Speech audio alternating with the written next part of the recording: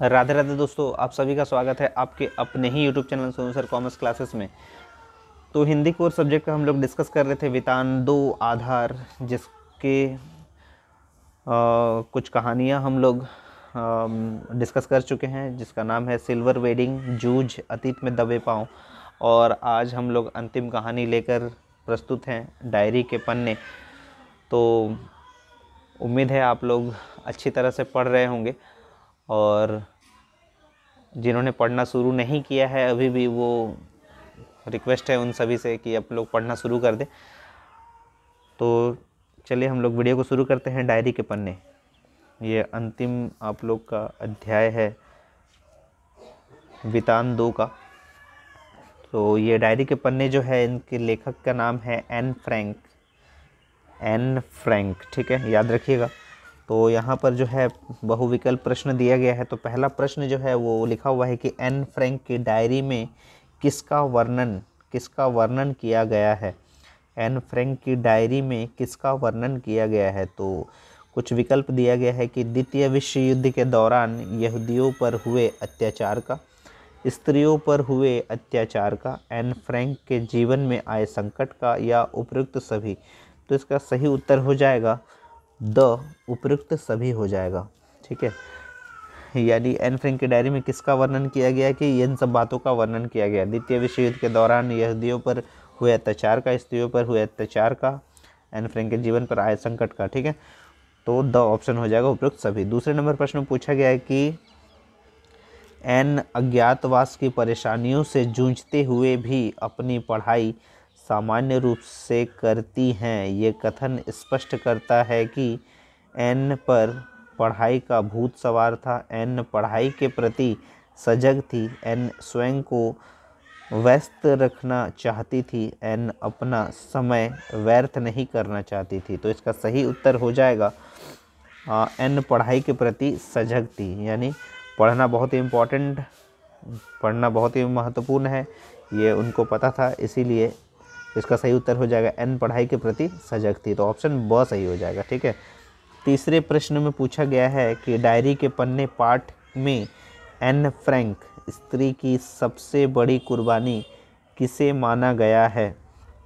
ठीक है, डायरी के पन्ने पाठ में एन फ्रैंक स्त्री की सबसे बड़ी कुर्बानी किसे माना गया है। तो इसका विकल्प दिया गया है कि स्वयं का घर छोड़कर अन्य पुरुष के घर रहने को, स्त्री के प्रजनन को, पुरुषों के अत्याचार सहन करने को, या पुरुषों से सम्मान प्राप्त न करने को। ठीक है, तो तीसरे नंबर का जो सही उत्तर है वो है स्त्री के प्रजनन को। ठीक है, तो उम्मीद है आपको ये समझ में आ रहा होगा।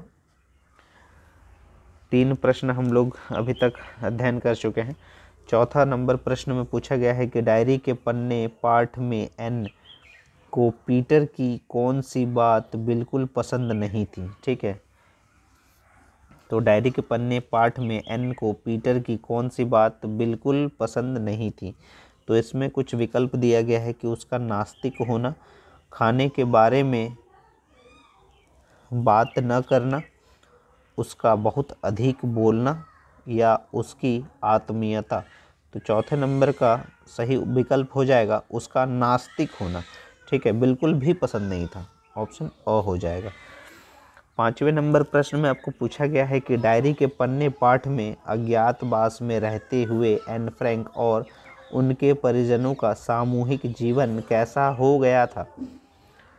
ठीक है, डायरी के पन्ने पाठ में अज्ञातवास में रहते हुए एन फ्रैंक और उसके परिजनों का सामूहिक जीवन कैसा हो गया था। तो इसमें कुछ विकल्प दिया गया है, मनोरंजक और आनंदमयी, बोरियत भरा, वास्तविकता से बिल्कुल भिन्न, पहले से काफ़ी अच्छा।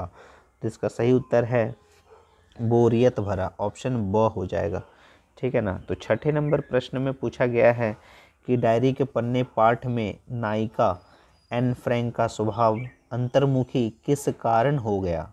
ठीक है, अंतर्मुखी किस कारण हो गया। तो कुछ विकल्प दिया गया है कि उसकी बातों को कोई समझने वाला न होने के कारण, उसके स्वयं के विचारों को अभिव्यक्त न कर पाने के कारण, उसकी परिस्थितियां सहज न हो पाने के कारण या उसकी पढ़ाई सही ढंग से न हो पाने के कारण। तो छठे नंबर का सही उत्तर हो जाएगा उसकी बातों को कोई समझने वाला न होने के कारण। ठीक है ना, तो उसका स्वभाव अंतर्मुखी इस कारण से हो गया है। ठीक है, ऑप्शन अ सही हो जाएगा, उसकी बातों को कोई समझने वाला न होने के कारण। सातवें नंबर प्रश्न में पूछा गया है कि डायरी के पन्ने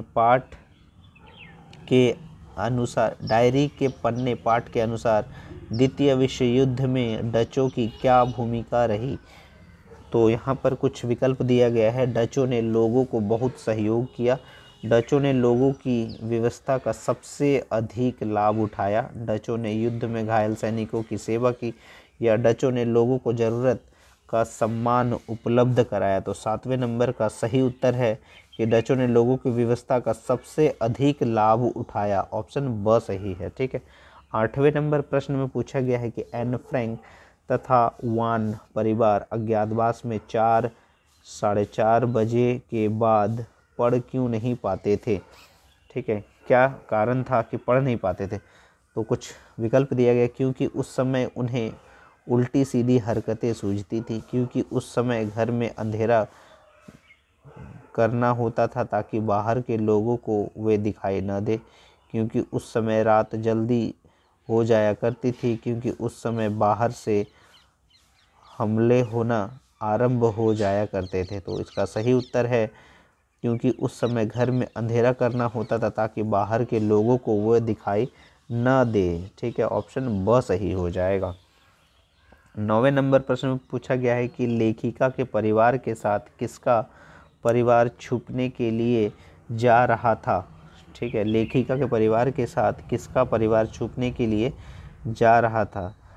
तो यहाँ पर जो कुछ विकल्प दिया गया है वहाँ पर लिखा गया है ए यानी एन फ्रैंक का, वानदान का, किट्टी का, या इनमें से कोई नहीं। तो ये बहुत ही महत्वपूर्ण प्रश्न है, एग्ज़ाम में पूछ सकता है, तो ये ध्यान दीजिएगा।